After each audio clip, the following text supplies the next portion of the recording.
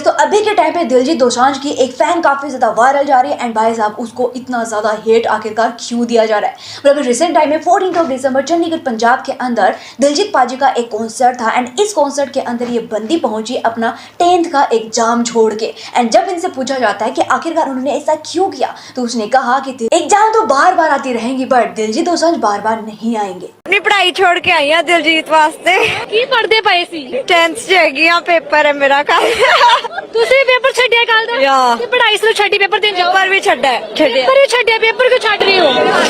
वो सारा दिन तैयारी कर रही थी मैं दिलजीत दी एग्जाम तो हो जाएंगे अगले साल भी आ जाएंगे but Diljit is not coming every year that is the main की डायलॉग सुना पढ़न पढ़न वालों बुल्लो सोचे दुनिया जट पैदा होया बस छोड़ वास्ते। साथ क्या राजवी फिटनेस ने एक बुजुर्ग इंसान के ऊपर हाथ उठाया है। वेल गाइस कल उनका एक वीडियो काफी ज्यादा वायरल जा रहा था जहां पे उन्होंने एक अधेड़ उम्र के इंसान के ऊपर भाई साहब हाथ उठाया।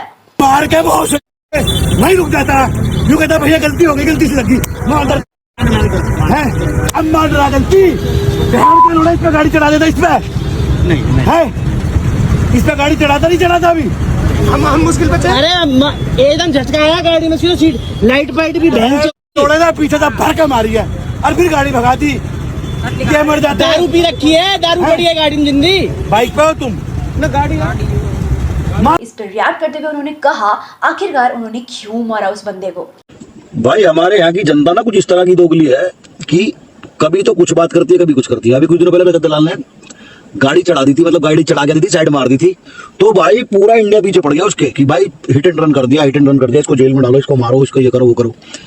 अब कल एक आदमी ने मेरी गाड़ी चलती हुई पीछे से थाड़ से टक्कर मारी, मेरी और महंगी दोनों गर्दन में झटके आए पड़े। उसके बाद उसने मार के टक्कर भागने के लिए गाड़ी बैक करी, पीछे बाइक पे एक अंकल एक आंटी, उनके हाथ में छोटा सा बच्चा, उनको दबा दिया। फिर साइड से भागा, मैं उसके पीछे भागा तो उसने मुझे कम से कम 2 से 3 किलोमीटर भगाया। इतनी तेज उसने गाड़ी भगाई बचने के लिए, मेरी गाड़ी के नीचे कोई दब जाता तो उसकी गाड़ी के नीचे दबने से 3 बाइकर्स बचे। फिर एट द एंड उसने जाके एक गाड़ी में और ठोक दी, उसमें पूरी फैमिली थी, एक आंटी एक अंकल उनके बच्चे। उसका जिम्मेदार कौन होता अगर कोई मर जाता तो।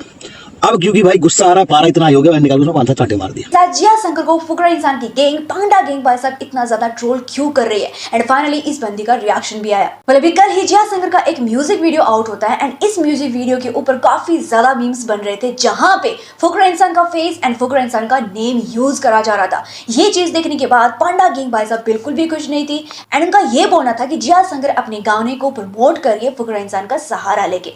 फाइनली जिया शंकर का इस पर रिएक्शन आया एंड उनका ये बोलना था कि भाई साहब मेरे को ना तो फुकरा इंसान से कुछ लेना देना है और ना ही उसके पांडा गैंग से। फुकरा इंसान के साथ में मेरी अच्छी खासी दोस्ती हुआ करती थी बट ना वो दोस्ती पे नहीं रही। ये जितने भी मीम पेजेस हैं जिसके ऊपर अभी मेरे सॉन्ग को लेके काफी सारे मीम्स बन रहे हैं, इन मीम पेजेस से भाई साहब मेरा कोई भी लेना देना नहीं है एंड मेरे को तो ये भी नहीं पता ये वर्क कैसे करते हैं। मेरी माँ के बारे में, मेरे परिवार के बारे में और मेरे बारे में कुछ भी पांडा गैंग को भाई साहब गलत सलत बोलने की जरूरत नहीं है। आज जहां पर भी हूँ अपने दम पे हूँ, ना कि फुकरा इंसान के दम पे। इसके बाद हो सकता है फुकरा इंसान ने इनडायरेक्टली जिया शंकर को रिप्लाई दिया हो क्योंकि उन्होंने अपना एक इंस्टाग्राम स्टोरी शेयर किया जहां पे उन्होंने सिद्धू मूसेवाला का एक गाना शेयर किया जिसका नाम था I don't give a F. ठीक है साथ Elvish Yadav versus slay point की कंट्रोवर्सी आप सभी लोगों को पता होगा। फाइनली इसी के ऊपर लव कटारिया का भी रिएक्शन आया एंड वो स्ले पॉइंट से भाई साहब बिल्कुल भी खुश नहीं है। स्ले पॉइंट ने कुछ बोला है, क्या बोला भाई व्लॉग में? इसलिए व्लॉग में कुछ नहीं बोला, उन्होंने एक रोस्ट बनाया था तो मतलब गलत रोस्ट है वो।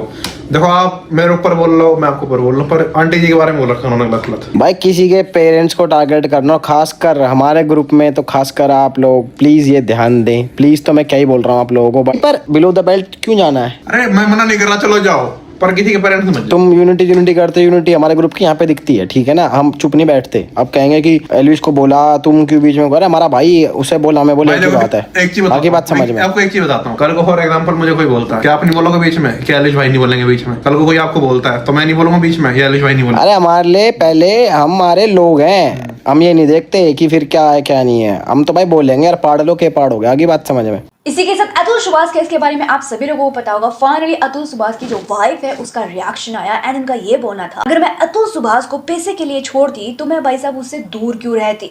मैं अतुल सुभाष से 3 साल पहले ही अलग हो चुकी थी। मैंने अतुल सुभाष को कोई भी हरास नहीं किया है, उल्टा अतुल ने मेरे को किया है। ओके गाइस, तो वीडियो अगर थोड़ा सा भी पसंद आए तो चैनल को सब्सक्राइब जरूर करना। मिलते हैं अपने अगले वीडियो में। Take care, bye bye.